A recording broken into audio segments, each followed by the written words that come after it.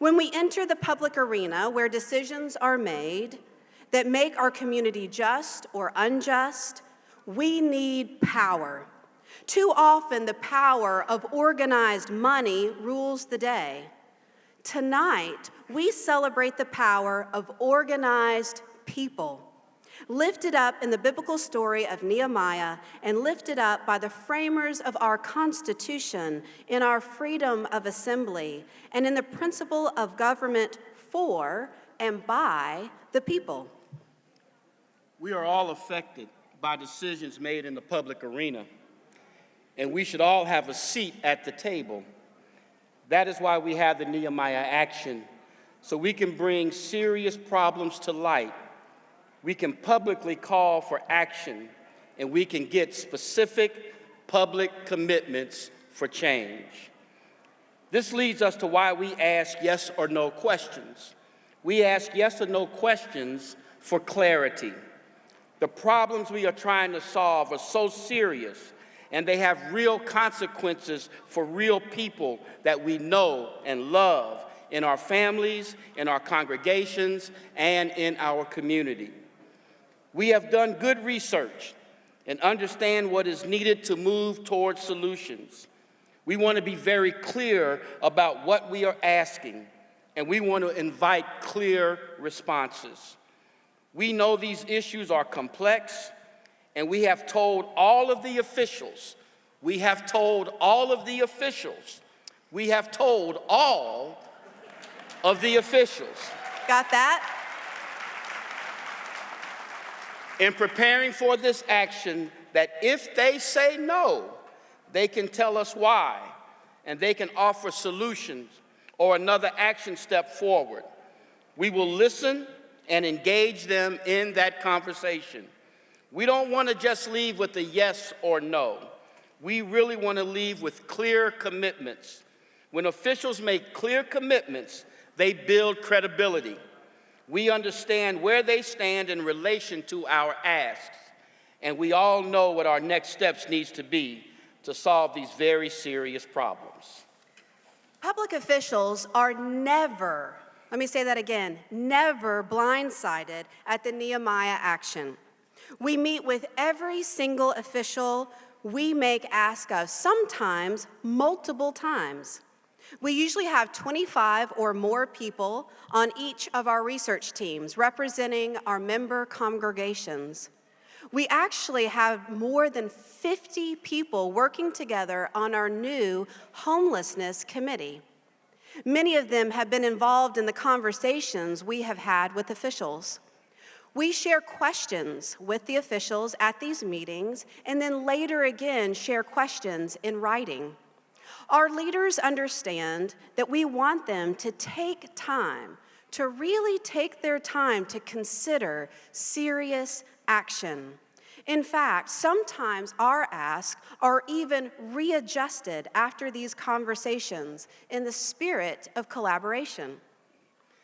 We do have a timekeeper here tonight. Jay McMahon is sitting where officials will be able to see him. He has been tasked with letting them know when they have reached their time limit for their remarks.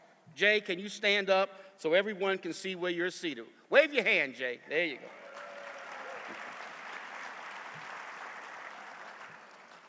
During the meeting tonight, you may notice that we hold a microphone for public officials of whom we are making ask. This is so we can control the agenda because this is our meeting. We have guidelines at our public meeting just as officials have rules and expectations at theirs. When you go to speak in a public forum, at a city council or a school board meeting, there is a time limit and people are asked to stop their remarks when time is up. Justice Knox's mission goes even deeper than being a voice for the voiceless. Our mission is to bring all of our voices together so that all can be heard, because we are all affected to some degree.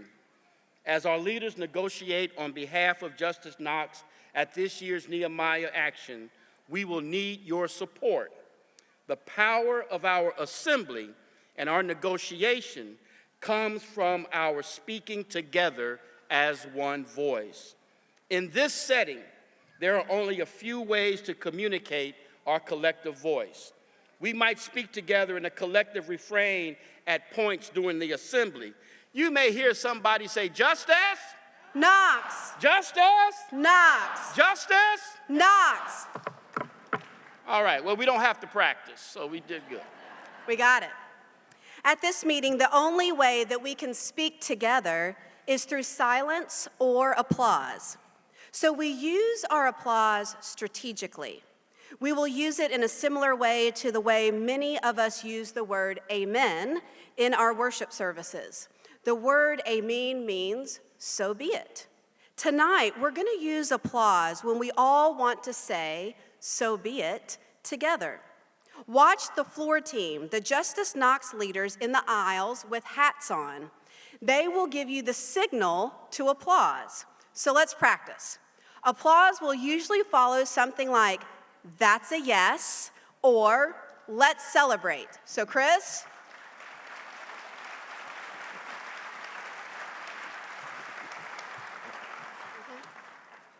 That's a yes. All right. That's good. That's good. Let's celebrate.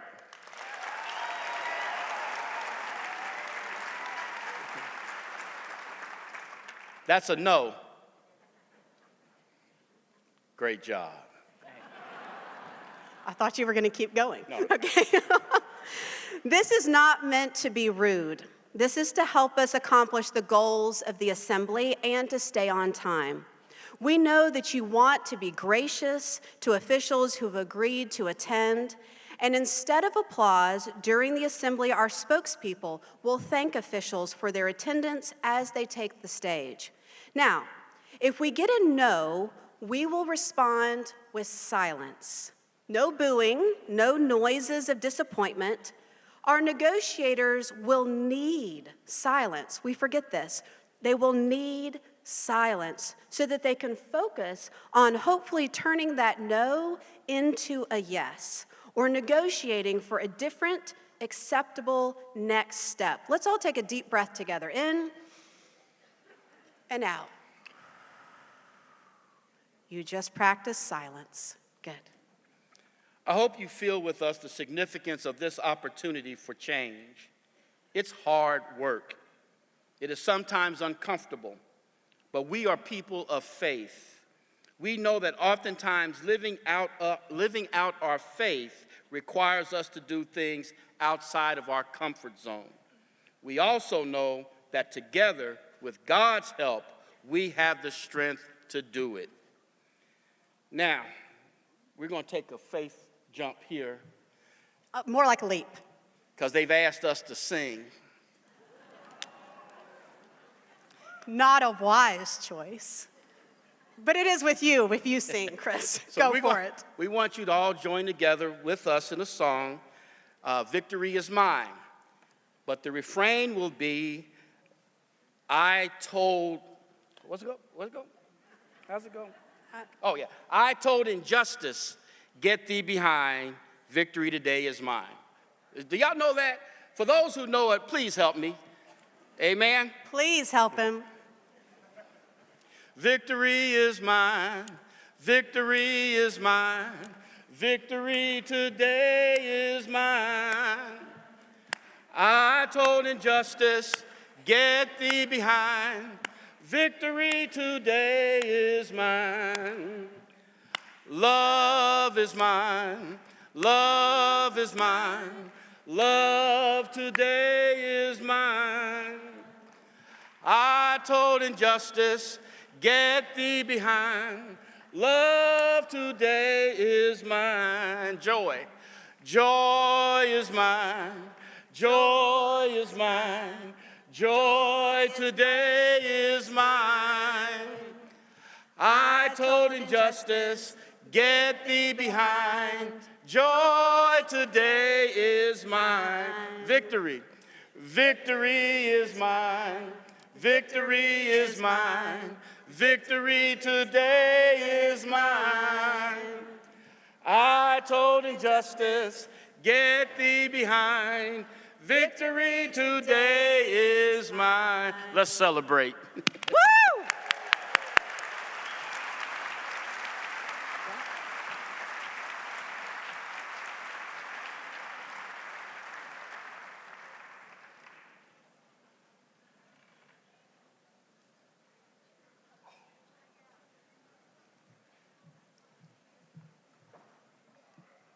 Good evening.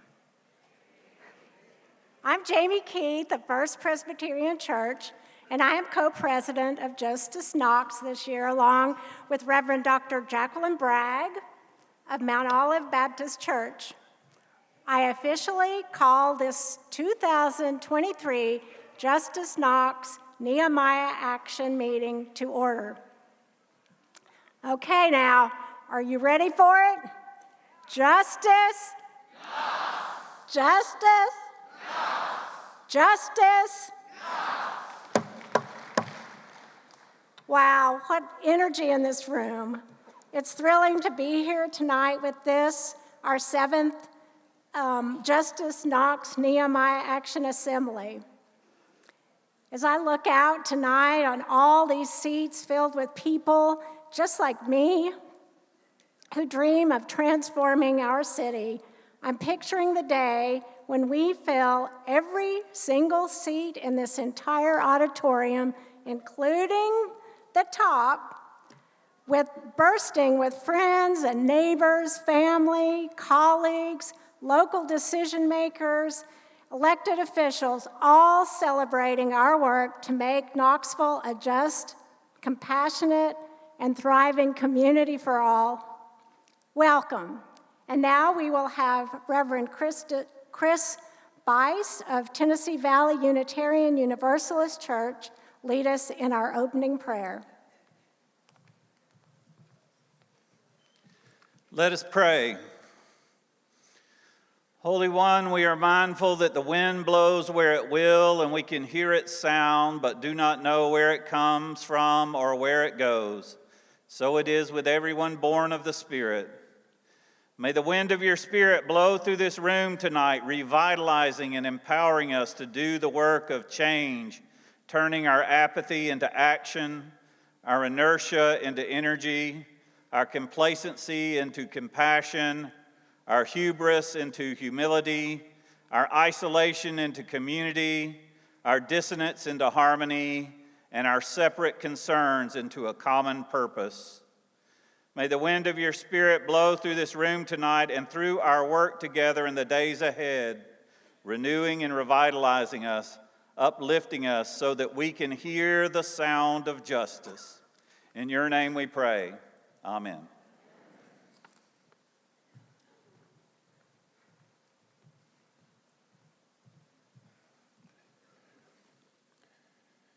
Good afternoon. Good evening. I'm Joe Maddox. I'm pastor, servant leader of the New Hope Missionary Baptist Church. We are gathered in this place tonight representing more than 22 congregations and thousands of people across this county and in this city. So we are here in response to the clarion call for justice. It is a biblical mandate according to Micah chapter 6, verse 8, which says, "He has showed thee, O man, what is good. And what doth the Lord require of thee, but to do justly, and to love mercy, and to walk humbly before thy God." Nehemiah addressed it this way in chapter 4, verses 19 through 23. "And I said unto the nobles and to the rulers and the rest of the people, the work is great and large, and we are separated upon the wall one from another. In what place, therefore, ye hear the sound of the trumpet, resort ye thither to us, our God will fight for us." Again, the Bible instructs us in Psalm 8:2 and 3 to defend the poor and fatherless, do justice to the afflicted and needy. Proverbs in 21:3 also challenges us by saying, to do justice and judgment is more acceptable to the Lord than sacrifice. Over and over again, we are instructed by God to hear the cry of the people and hold nobles accountable to do justice. So we are here tonight because the trumpet has sounded. We've heard the cry of the people. We have clarified issues. Our research committees have done due diligence in researching our issues to develop viable solutions to address our systemic injustices.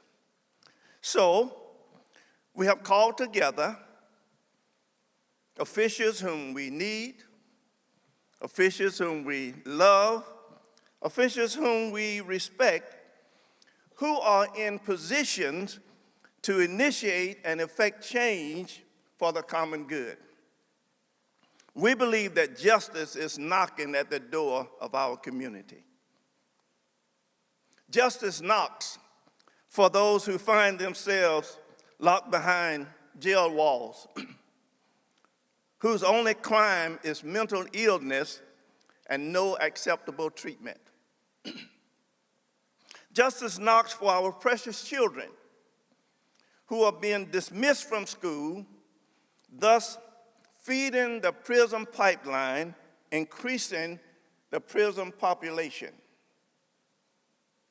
We are working with our school superintendent and school board members to implement restorative methods of discipline to mitigate these problems. Justice knocks for those who are combating crises of the lack of affordable housing. We're working with the city mayor and city council to dedicate $50 million over 10 years to build affordable housing. We call upon the county mayor and the county commissioners to join us in this work. Justice knocks to reduce guns in the hands of the careless. Access to guns in our city is far too easy. We're working with the city mayor and the law enforcement officials to minimize deaths by careless and useless gun violence in schools, in churches, in public places, on the streets. Justice knocks for people who don't have reliable transportation. We need better public transportation so people can get to work, can get to the jobs, get to grocery stores and other places that we need to go. We're working with our transit director and our city officials to improve transportation opportunities. Justice is knocking through the cries of those among us who are hurting, who feel helpless as they are cast into the streets.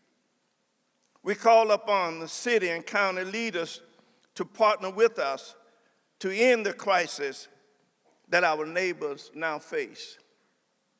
Justice knocks for the least, for the lost, for the left behind, for the left out, and for the looked over.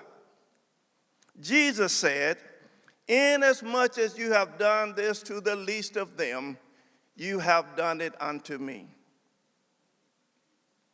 Amos said in Amos 5:24, "But let justice run down like waters, and righteousness as a mighty and ever-flowing stream." Justice, justice, justice. Please, somebody open the door.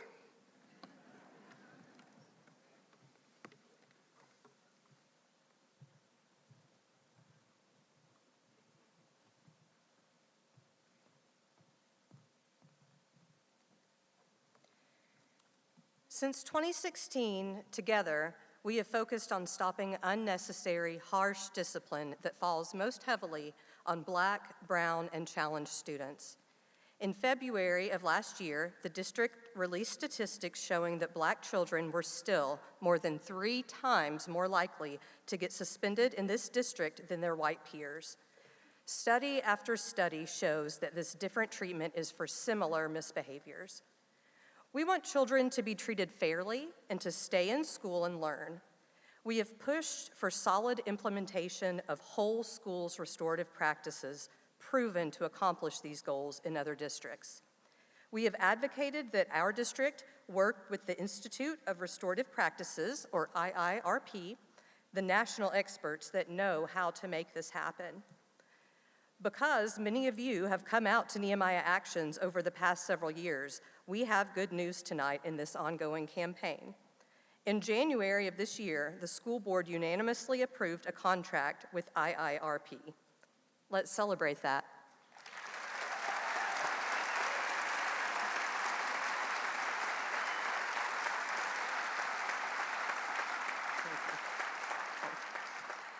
Superintendent Ryswick committed that his staff will meet with us for the duration of the IIRP contract, which extends through 2024, to provide updates on the work. This spring, IIRP started work in 5 schools: Green, Sarah Moore Green and Maynard Elementary, Vine Middle, and Austin East High. In several schools, IIRP is introducing restorative practices, and at a school like Vine, they will be deepening restorative work that has already begun. We are confident that our district's work with IIRP will be successful, even though it is starting small. In Louisville, Kentucky, a school system twice our size, IIRP started in 10 schools. Their work was so successful that Louisville has now expanded this work into 42 schools, and they keep growing. We welcomed a Vine teacher at our March Justice Knox rally. He spoke about Vine's success with restorative practices this year. He reported that through their restorative work, the school has seen a reduction in discipline referrals, especially in 8th grade, where the work has been the most intensive to date. As of February at Vine, according to district staff, the risk ratio for Vine students experiencing a disciplinary action was 1.29 compared to 2.7 for students in the district as a whole. In other words, Vine students are roughly half as likely than their peers in the larger district to get a discipline referral on any given day. Restorative practices is working at Vine Middle. We already have plans with district staff for meetings in June and then when school starts again in the fall. As we monitor this work, we continue to strategize about future actions, including public reporting of accurate data needed to push restorative work more deeply into the larger district. Thank you.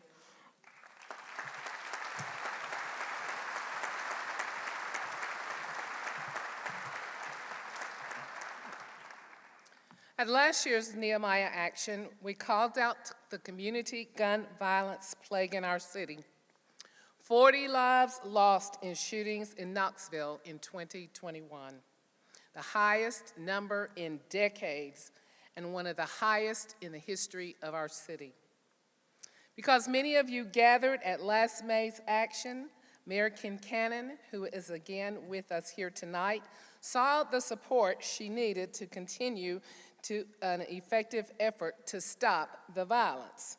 She agreed to strengthen the work through the expert problem analysis and to include Justice Knox in developing and implementing the city's violence reduction plan.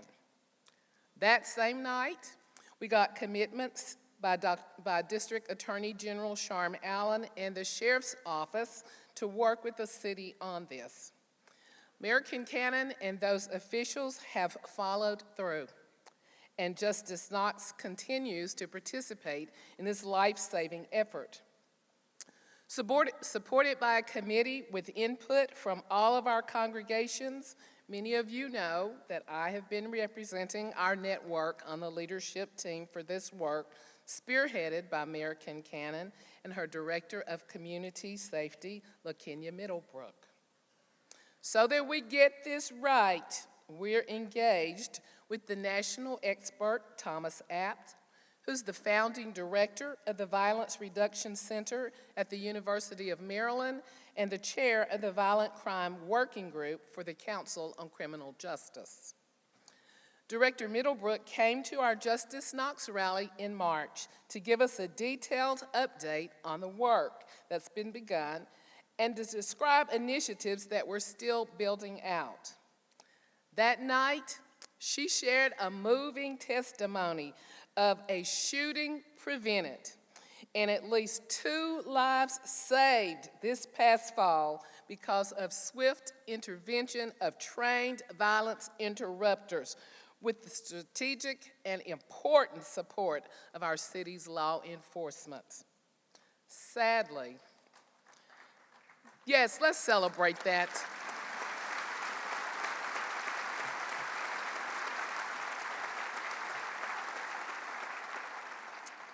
Sadly, on that same day, Director Middlebrook came to report that good news.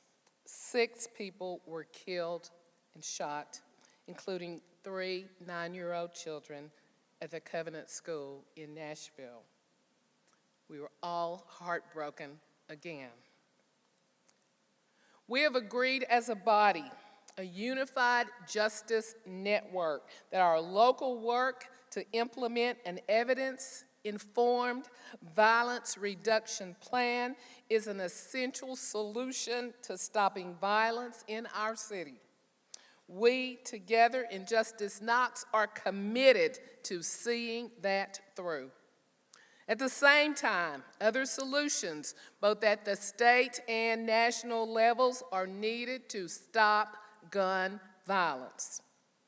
In Justice Knox, we build unified support throughout our network before we call for action on any particular solution. We also intentionally keep our work focused and purposely consider whether we can build the needed people power to take effective action on something. Our work always begins with listening.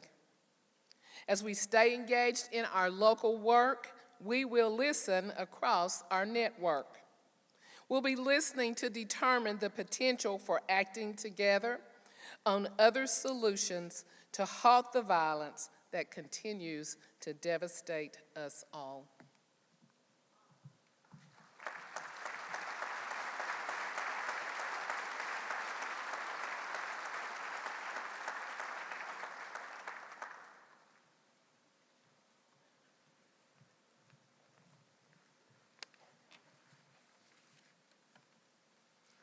In Knoxville, over 10,000 households are without a car. Even more people are like I am. They share a car with a working family member. With the poverty rate in Knoxville more than 25%, countless others have cars that don't always work.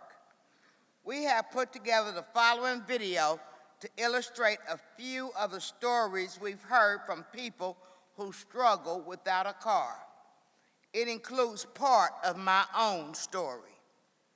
The videos and pictures you see are of actual walks to the bus by people who live too close to the bus to use transportation by the Community Action Center, or CAC.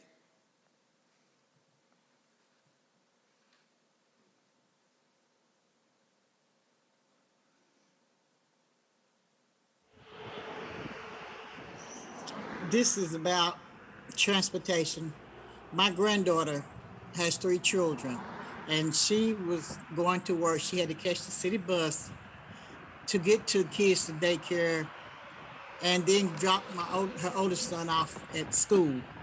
But the thing of it is, she lived off of Clinton Highway, so she had to walk maybe 3 streets down to Clinton Highway, and the kids had to walk. She had to walk with the children down Clinton Highway to drop 2 of them off at daycare and then catch the city bus to go to school, then drop him off, get the bus back, and go to work. Well, she was doing this, and in the meantime, the people on her job, she was getting to work late, and they just decided to let her go because she couldn't come to work on time.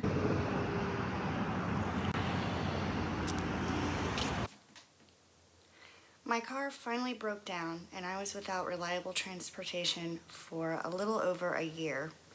Luckily, I lived and worked near the bus line. I walked 1 to 2 miles to and from each stop, and the walk between my job and the bus was often dangerous. Notice sometimes where the bus stops are in Knoxville, on tops of ditches, across busy lanes of traffic with no crosswalks, on the sides of roads only a foot or two from traffic. At my job, I recruited people for jobs across the city and county. Finding work for people who relied on public transportation was next to impossible.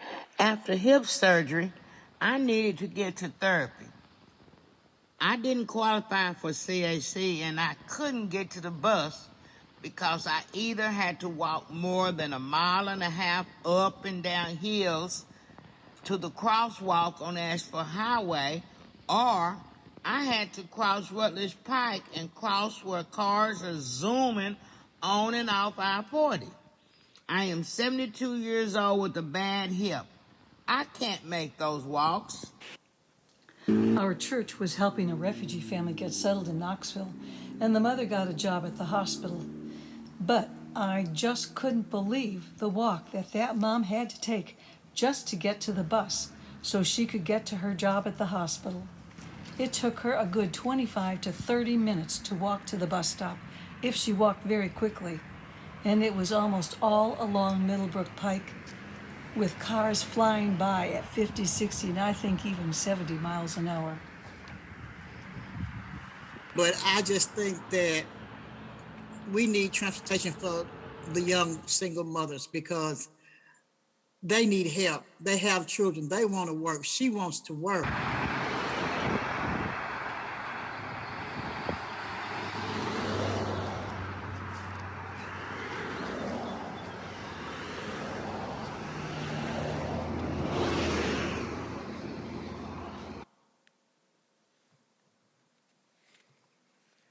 When we took this problem on in 2019, we cast a vision of a community where everyone has reliable and affordable access to a ride that takes them where they need to go by the time they need to get there.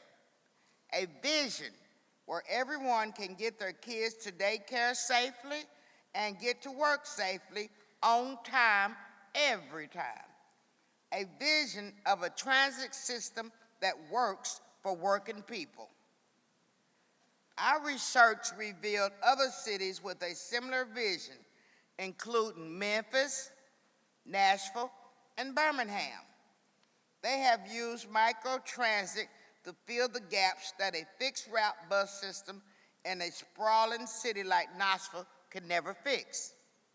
Microtransit refers to shared rides in vans or small buses that can offer on-demand stops, routes, and schedule using good technology.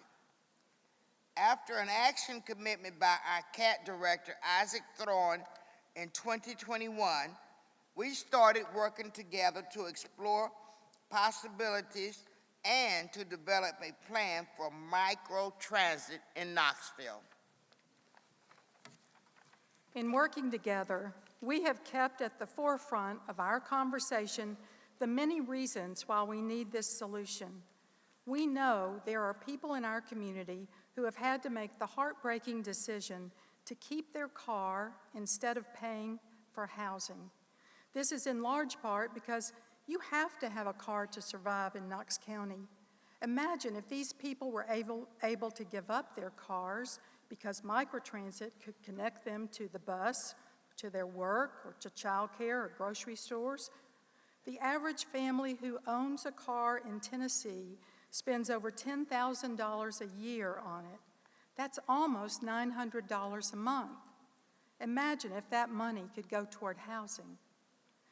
We also know a lot of low-income families are forced to buy older, larger, unreliable cars that require more gas and create more pollution. We applaud the city's efforts to make transit more environmentally friendly with electric buses, but we also see the benefit of getting cars off the road through microtransit. Microtransit can take people where they need to go, but can also be designed to fill the buses. A reliable microtransit service is an equitable and environmental solution. Keep in mind, this is more than just making lives easier. It's about the dignity and power that comes with having transportation access, including the power to get yourself to your job, to provide for your family. We recently learned in Councilwoman McKenzie's district, 29% of the households don't own cars. And we know a lot of her district is classified as a food desert. If I want to go to the grocery store, I don't have to walk a mile. I don't have to wait an hour or call a friend. Like many of us, I simply walk out the door and get in my car. When I finish shopping, I don't have to lug my groceries along with me as I walk a mile or wait at a bus stop. I put them in my vehicle that's sitting in the parking lot and I drive home. Microtransit restores agencies to struggling families who deserve access to fresh food, services, jobs, and amenities.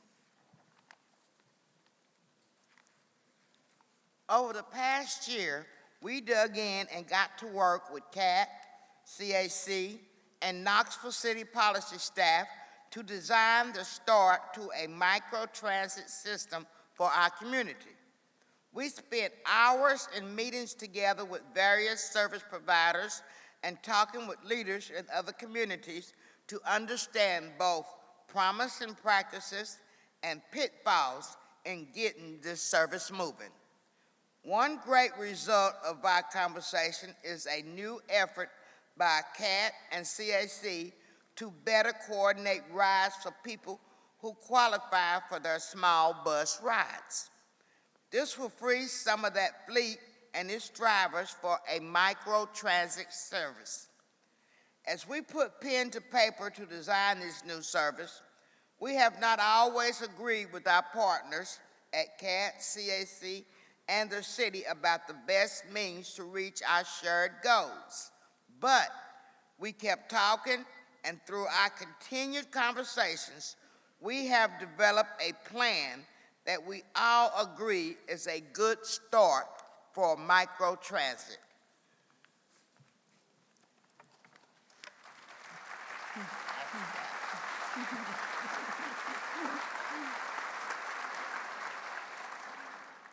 But critical to the plan's success are agreed upon benchmarks that the service should meet and a clear timeline for evaluating those benchmarks. Tonight, we are pleased and hopeful to share the agreed upon benchmarks for the service, and they are also printed in your agenda.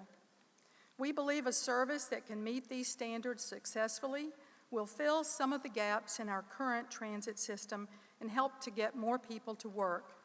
Tonight, we celebrate this start. As we see the service through to implementation, we plan to monitor its success with eyes toward building support for expansion, including participation by Knox County, as we know many jobs are outside of the city limits and employers there need a reliable workforce. We developed asks for tonight to clarify our next steps to get this service started. Someone was planning to represent our partners, but due to COVID, he is unable to attend. CAT Director Isaac Thorne has sent a statement in response to our asks. We are accepting the statement without an authorized representative because it is a clear yes, and Director Thorne has been a good partner. He attended our last two action assemblies and came to our November annual assembly to report on our work together.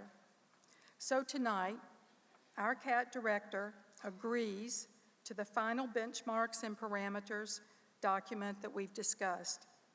He agrees to meet with Justice Knox no later than 3 months and again no later than 1 month prior to the rollout of our service. That will provide updates on service planning and preparations, and then to review final service, collaborate on marketing, and discuss any other needed aspects of the microtransit service. He agrees to publish monthly reports once the microtransit service is in operation to allow Justice Knox to monitor key data points relevant to the parameters. And he agrees to meet with Justice Knox at the 6-month, 9-month, and 12-month intervals following launch to discuss performance data, review stories from riders, and assess whether there are service changes that could improve the performance with benchmarks and parameters. Let's celebrate these agreements.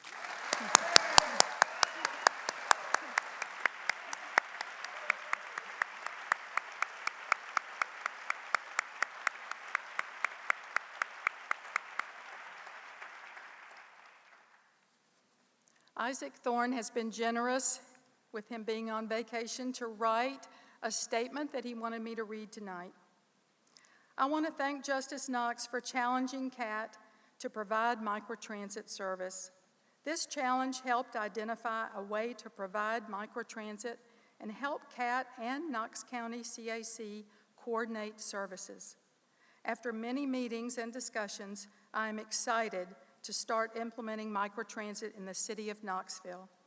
CAT's vision is to connect Knoxville for a better future. The microtransit service and work being done through CAT Reimagined will increase access to opportunity and will make our vision a reality for all residents. Let's celebrate.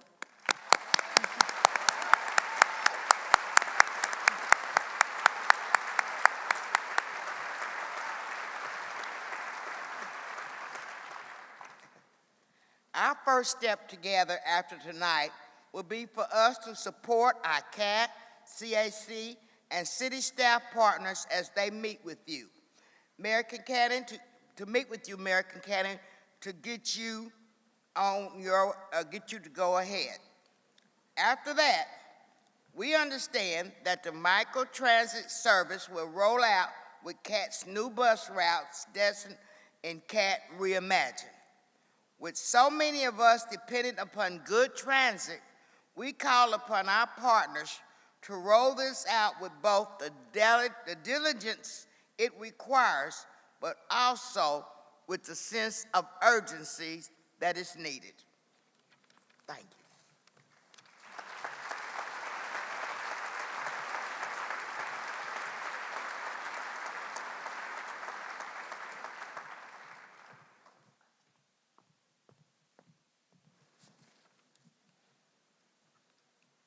In 2020, over 5,000 of our neighbors in Knox County experienced homelessness, and another 2,000 were unhoused or at immediate risk of losing their housing. Of these people, more than 1,000 were children, and another 600 were unaccompanied young people aged 16 to 24. While only 9% of Knox County's population is African American, African Americans make up more than 30% of our neighbors in Knox County experiencing homelessness. Tonight, we gather in an auditorium built during what some called urban renewal, while many others called urban removal. We are sitting on land once filled with homes owned by African Americans. When forced to leave, Black homeowners were compensated too meagerly to afford homes elsewhere, and many people became renters. Their children and grandchildren are some of those hit hardest by homelessness and housing insecurity today. People experiencing homelessness have different levels of need. Some have just lost their jobs and might just need a boost of income and help finding an affordable home. Even for them, the wait to find an affordable home can be months. The longer a person is homeless, the more problems they are likely to develop, and the harder it is to find housing. Those who have been homeless for long periods of time or who suffer with serious mental illness are sometimes referred to as chronically homeless. They often have additional needs, many times related to mental illness and addiction. People who are chronically homeless need housing, but also need housing with support services. Studies have shown that it costs the community less to house people with appropriate support services than it does to leave people living on the streets. It makes financial sense to solve the problems we face in housing our neighbors. It is also the right thing to do. These are our fellow human beings, neighbors, and God's creation. As people of faith, called to love our neighbors, homelessness is unacceptable. Two problems stand out as the primary reasons that our community does not house all our neighbors. First, there is simply not enough housing that is affordable. Knoxville's housing occupancy rate in 2022 was 98.6%. This housing shortage has increased rental rates to the point of pushing those at the lowest incomes out and onto the street, including seniors on fixed incomes. In fact, last year, Knoxville ranked first in the nation for one-year rental increases. Sadly, incomes have not kept up. Local service providers report increasing calls from people who are behind in rent and utilities and now facing eviction. We have heard the remark repeatedly, homelessness is a housing problem. Sometimes when we encounter people on the street, we get convinced that homelessness is a mental health problem or an addiction problem. But our research shows that in places that have enough housing, the rate of homelessness are much lower, even with similar rates of mental illness and addiction.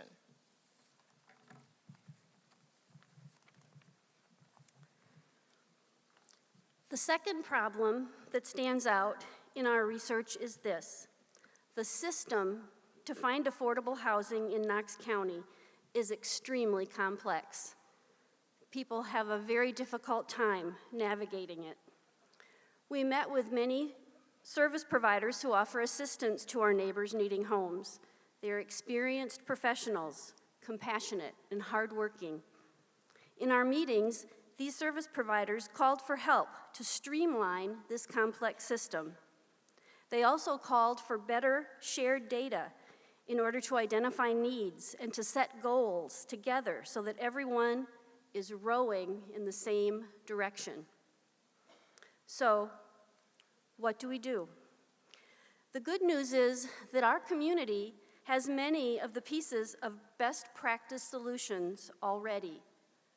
Our flexible, long-term city fund to support affordable housing development, skilled, caring service providers, successful models of permanent supported housing, a framework for the coordinated system that we need, and a data system that is supported by a world-class university, our very own UT down the street. And just yesterday, the city and county unveiled another important piece of a solution.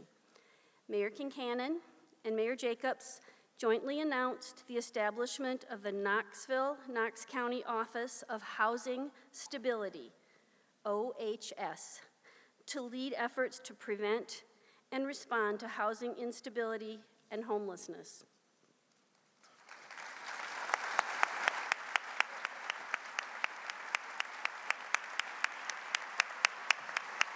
During our research, we were also encouraged by the successes of other cities tackling this problem. We learned that in Charlotte, North Carolina, they are creating very large numbers of affordable housing units for families making less than $20,000 a year. It's a tough population to build housing for. We talked to leaders in Houston, Texas, where they have decreased homelessness by 64% over the last 10 years. We also interviewed a homeless services leader in Bergen County, New Jersey, a community close in size to Knox County. They have been so successful in addressing homelessness that in 2022, when Bergen County did their annual night count of people experiencing homelessness, they found only 12 on the streets who were chronically homeless. In Knoxville, this number in 2022 was 506. In Charlotte, it's been private business leaders who are employing innovative funding strategies to dramatically increase their affordable housing supply. In Houston and in Bergen County, New Jersey, political leaders have championed efforts to streamline their homeless care systems to prioritize moving people into permanent housing while offering needed support services throughout the process. So, if we are to address the growing human pain and economic burden of homelessness in Knoxville, we must accelerate in these two key areas. First, and many would say foremost, we must continue to increase affordable, appropriate, accessible housing options in our county. Local funding sources like the city's Affordable Housing Fund must remain strong and reliable. We must also be determined and creative in finding additional flexible local funding sources to bring more affordable housing to Knoxville. Because hear this and know this, the way to end homelessness is housing. How do we end homelessness? Housing. Thank you.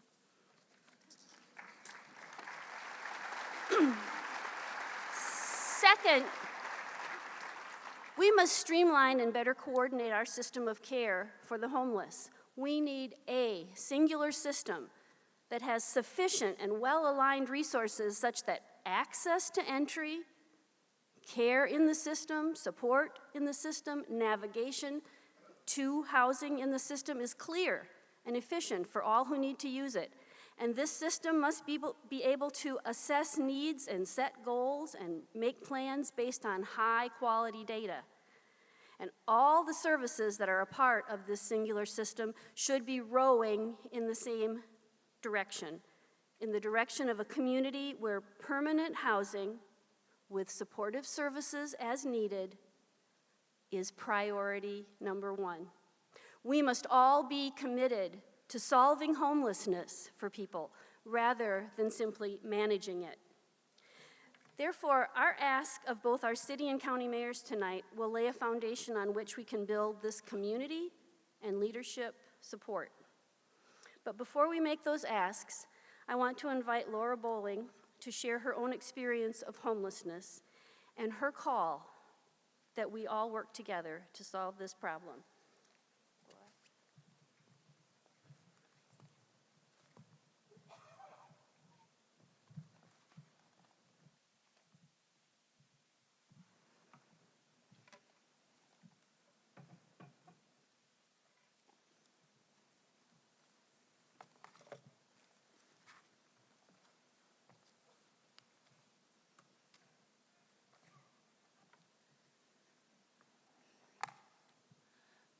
Hi, everyone.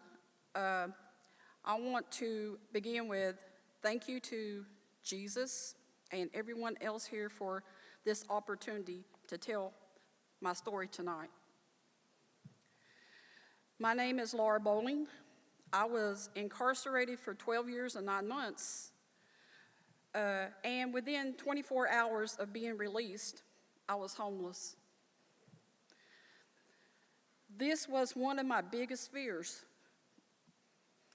I was homeless for more than 3 years, sometimes in shelters and on the street, and for a full straight year in my car, in my condition. It is very hard for people to understand what it is like to live like that.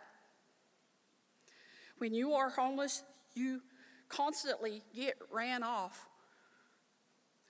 I would get so tired. Tired's not the word.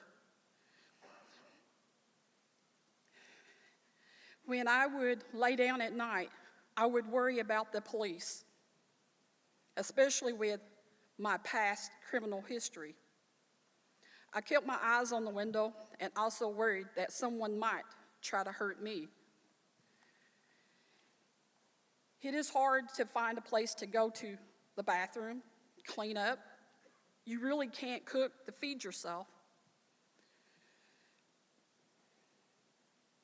It is hard, very hard, to keep a job when you are living like this. There are good homeless people, even the ones who are addicted. People in that situation want to self-medicate because the pain is so deep and living is so hard. Somehow, I was able to keep myself from going that way. I prayed for God to help me get through each day, and He did. I also had 2 dogs that I knew depended on me. So I felt that I had to get through. The system to help get people off the streets is broken in every way. I have stacks of housing paperwork information from 3 different housing authorities and my own information research, but it was always a dead end. I had several case managers at a time from different agencies, not always working together as they should. I even contacted several government officials. I had 2 different vouchers, one in Knox County and the other one from Anderson County. The voucher in Knox County, I got little to no usable information. To the very end, I didn't even know how much the voucher would even pay. I even tried several times to get appointments to talk to someone, but was refused numerous times. The voucher in Anderson County, they provided me with so much information from day one. Anderson County did a Zoom meeting with me, went over everything, and they were very good at answering my questions. Thank God. Anderson County Housing Authority helped me get into an apartment this February.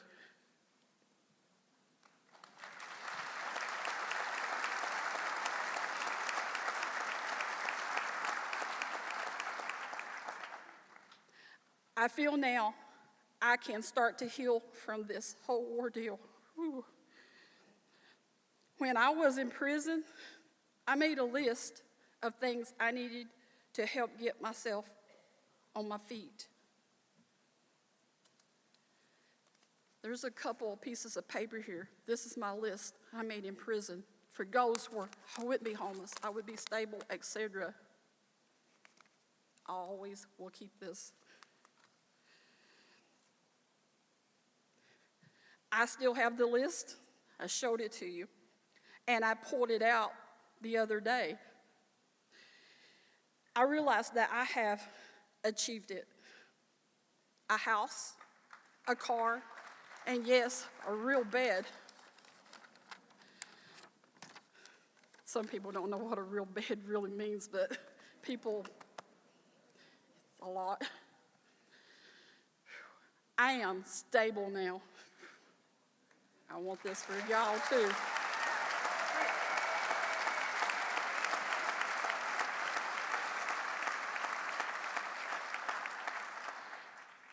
Now I want to be a part of the solution for others out there that don't have a home yet. That is why I'm here tonight telling you my story.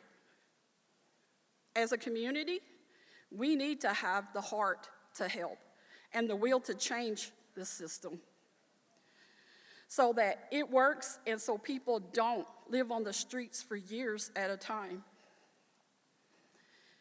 In closing, I ask that we all look deep inside ourselves to have the heart, the will, and the compassion, and the to-do attitude it will take to give people hope and a better quality of life, and yes, a home. I do have some thoughts and recommendations on how to make this better, if anyone would care to further discuss this with me. Again, my name is Laura Bowling.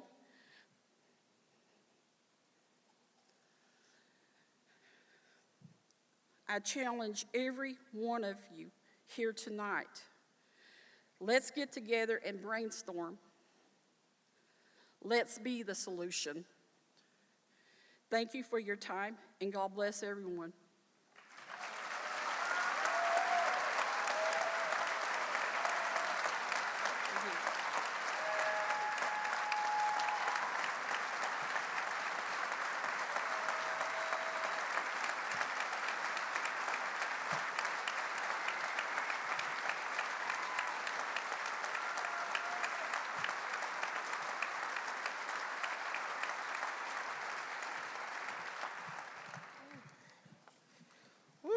I have to talk now.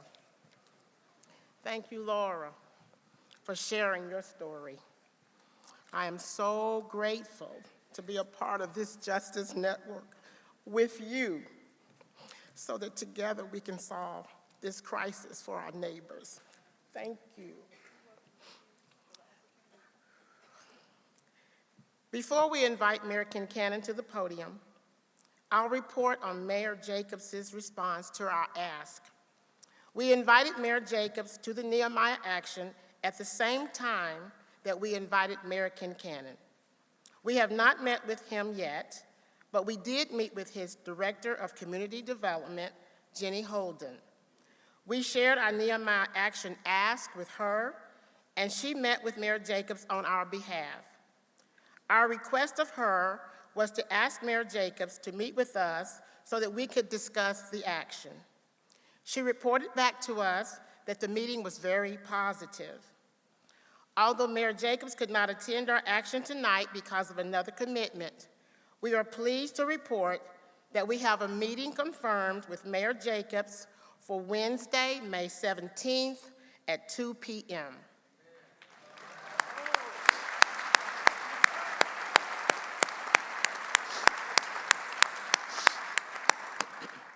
Mayor Jacobs has agreed to meet with a delegation of Justice Knox leaders representing all of our member congregations. We have taken a photograph of this assembly gathered tonight so that when we meet with him, he will know that we are making our ask on behalf of this entire assembly. Director Holden told us that Mayor Jacobs is excited to work with us on this issue because he knows that it will take many people working together across the county to make progress.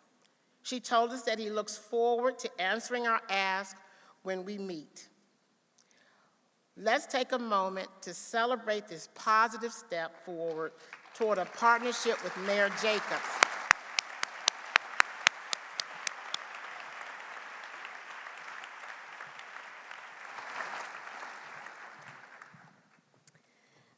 Mayor Kincannon, would you please come up to the podium?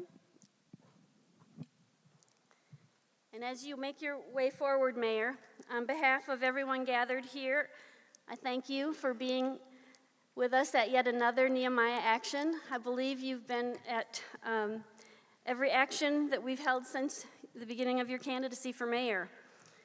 And we acknowledge and appreciate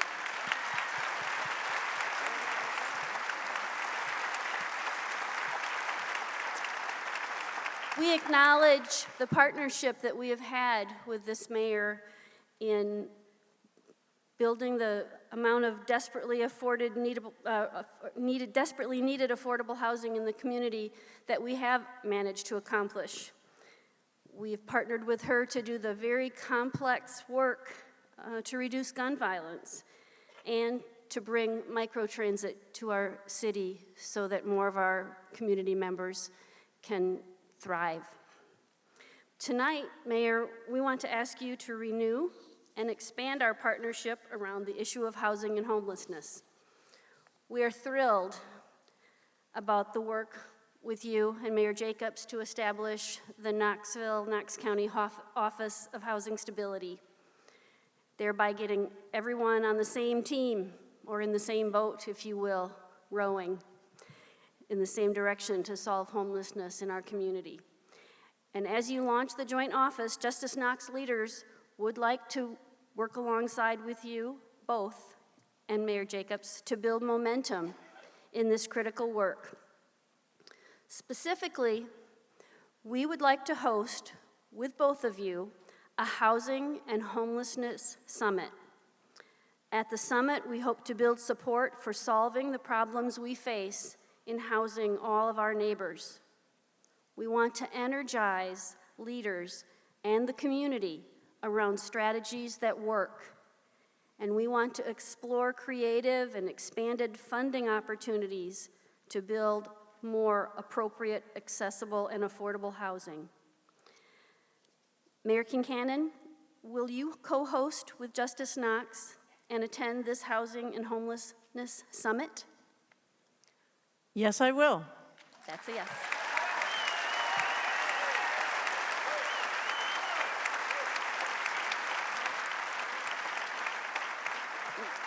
Mayor Kincannon, will you meet with Justice Knox leaders following the summit to debrief us and discuss next steps in this important work? Yes, I will.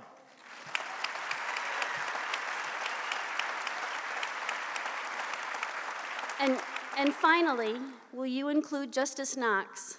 And when I say Justice Knox, I'm including all of you in this beautiful room in this beloved community.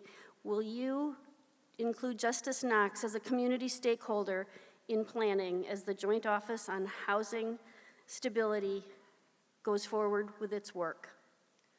Absolutely. Thank you. All right. And Mayor, we're being very generous this year since you're one of our few leaders present. We're going to give you 3 minutes on the microphone, which is a whole extra minute. And but our timer will keep an eye on you. Please, we'd love to hear from you. Okay.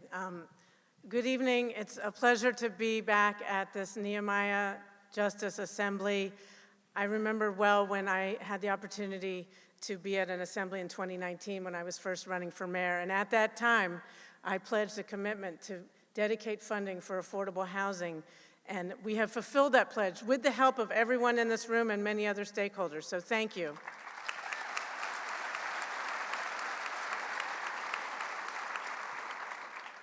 We have also, as has been noted earlier, had a lot of gun violence in our community, and we can reduce that. We can stop that, and we are working really hard with our Office of Community Safety, with street violence interrupters, and as Dr. Bragg mentioned, we are making progress here in Knoxville, and that is thanks largely to all the people in this room making that sense of urgency, feeling it, so the decision makers, the people with the money, the people, our city council and people like me know that we have to make progress on this. So thank you for helping us reduce gun violence in Knoxville.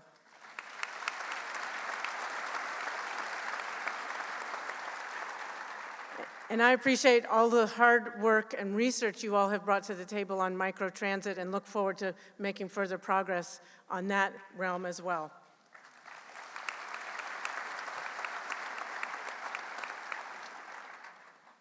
While we have been working hard to address homelessness and to help people like Laura Bowling, thank you for sharing your story, we still have a lot of work to do. And I'll be the first to tell you, we do not know all the answers. And so I'm looking forward to this summit. And I already just invited Laura to be one of many participants. We need people who've been homeless to help us understand the obstacles they faced, what worked, what didn't work, and help us overcome those obstacles.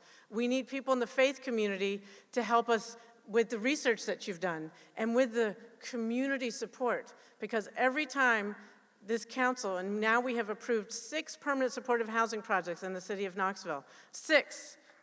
I think that's worth it. Yeah. Thank you, City Council.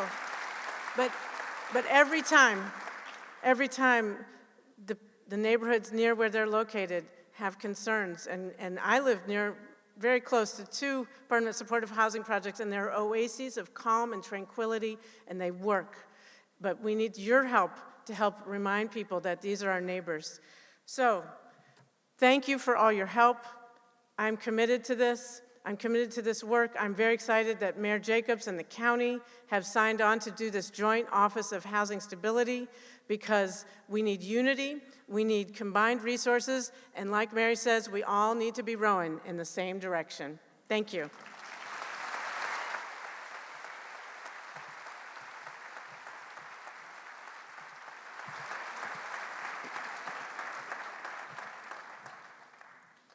Thank you, Mayor Kincannon. We also want to recognize tonight several city council members and county commissioners. We invited all members of council and commission to meet with us and to attend our assembly tonight. We have already met with Councilwomen Lynn Fugate and Gwen McKenzie, as well as Commissioner Kim Frazier. They were not able to be here tonight because of previous commitments. However, they were enthusiastic about our ask and agreed to participate in the summit that we will co-host. We also met with Vice Mayor Andrew Roberto, Councilwoman Amelia Parker, Councilwoman Lauren Ryder, and Councilwoman Seema Singh. They are here tonight and have already committed to attend the summit. We are pleased to have also here tonight Councilman Tommy Smith and Commissioner Larson Jay. We were unable to meet with them before the action because of time, but they have both committed to sit down in a follow-up meeting with us after the action. Can the council members and commissioners please stand at this time?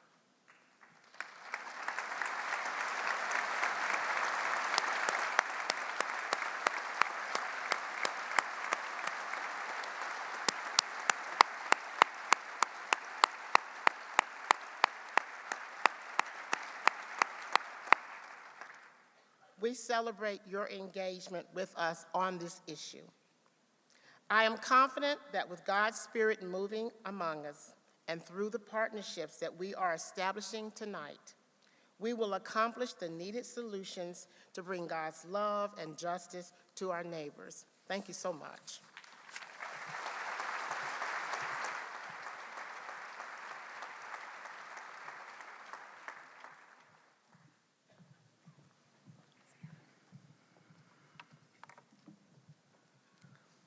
Good evening, doers of justice. And I say not seekers of justice, but doers of justice, because just by being, in addition to the research that's done and the negotiation that is done prior to our meeting, just by being here tonight, you are doing justice. You are fulfilling that mandate to be present and to speak up on behalf of your neighbors. So good evening to all of you.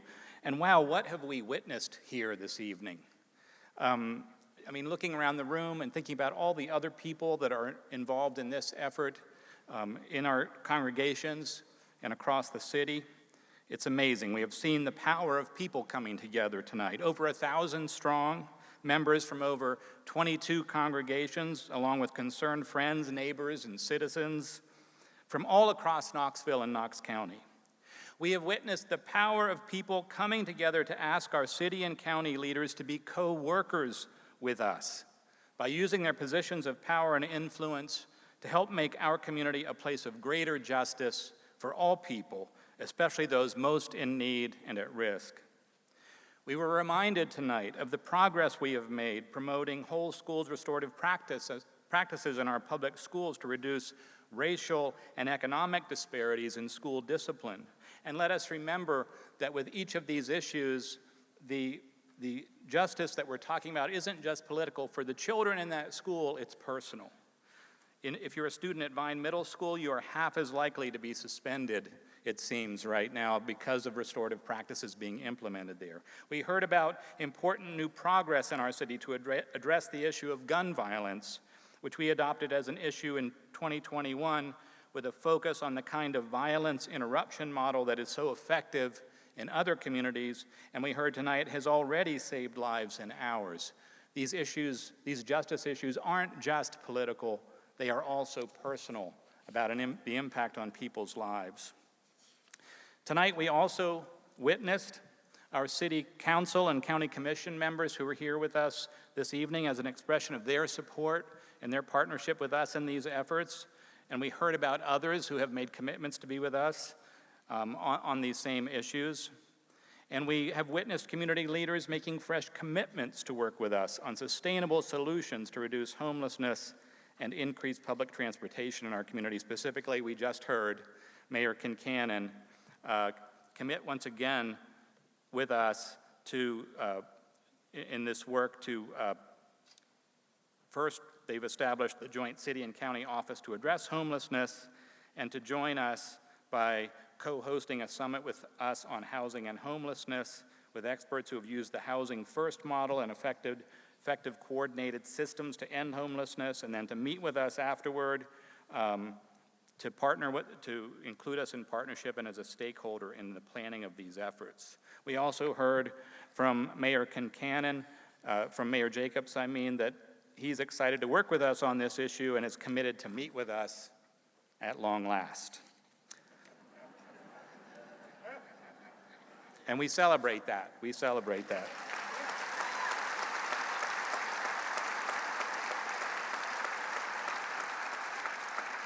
And we heard extremely powerful testimony from Laura Bowling, who again reminded us that these justice issues aren't just political issues. They are also deeply personal issues that affect people's lives. On public transportation, we heard a commitment from the director of CAT, Isaac Thorne, to work with us in agreeing upon benchmarks that the microtransit system would meet, including meeting with Justice Knox 3 months and 1 month prior before the launch, publishing monthly reports to allow Justice Knox and others to monitor how the system is progressing, and to agree to meet 6, 9, and 12 months afterward to assess whether change is needed. And once again, these justice issues are not just political, they're personal. They're about a mother with 3 children walking along the streets of our city trying to get to work. In all of our different faith traditions, we are called to be witnesses. Witnesses to the power of God's love and justice, the power to bring life out of death, hope out of despair, and new possibilities out of the fragments left by loss and destruction in our world. And we are not called to simply make a shrine on the mountaintop where we encounter the holy, or to kneel in wonder forever at the burning bush, or to simply go home full of gratitude at the power of resurrection in our midst. So we're not called to go home tonight and just say, thank God and Mayor Kincannon, our work is done. No, we are called to go from this place and be witnesses to what can happen when people of faith and goodwill come together to call for change in our community. We are called to keep telling the stories of injustice happening in our community, and to tell the story of the possibility of justice too. The possibility that homelessness is solvable, that gun violence is reducible, that a public transportation system that serves all the people is possible. Over the last 7 years, we have learned again and again that what Reverend Martin Luther King Jr. said is true. Human progress never rolls in on wheels of inevitability. It comes through the tireless efforts of men and women willing to be co-workers with God. So let us go from this place tonight. Let us go from this place tonight, ready to be tireless in our efforts for justice in our community. And let us go from this place tonight remembering that God calls us, God anoints us, God sends us. We are the ones to be sent to proclaim freedom to the oppressed, to bring home those who are in exile, to bind up the brokenhearted, and to bring good news to those who are poor and struggling in our midst. Justice? Justice? Justice?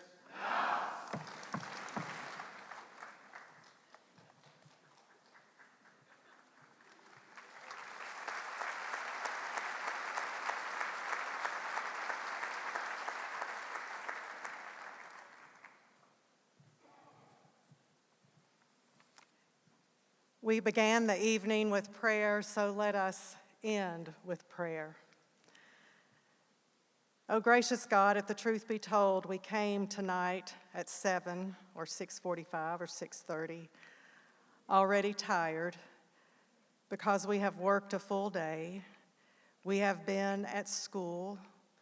We have been caregivers. We have been volunteers. And it was time to go home. But your spirit was invoked. Your spirit was called upon at the beginning of this meeting. And we felt the power of your breath, the power of your energy. And so we thank you for that now we are not tired, but we are renewed, a new sense of your energy. Thank you for sharing your energy, because it does take energy and work to speak, to listen, to understand, to empathize, and to work together for solutions. It is with gratitude that we can leave here tonight for the good work that has been done and has been started and will continue. We were inspired by a list earlier tonight. You have given us a list to do justice, love mercy, and to walk humbly with you. So now as we leave, with thanksgiving for all citizens and all government leaders, may we rest well tonight.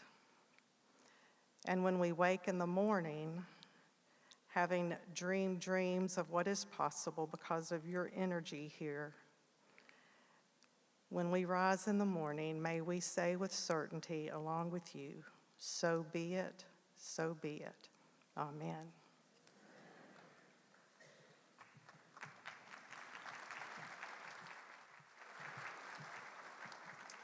And now, the 2023 Justice Knox Nehemiah Action Assembly is adjourned. Thank you for coming.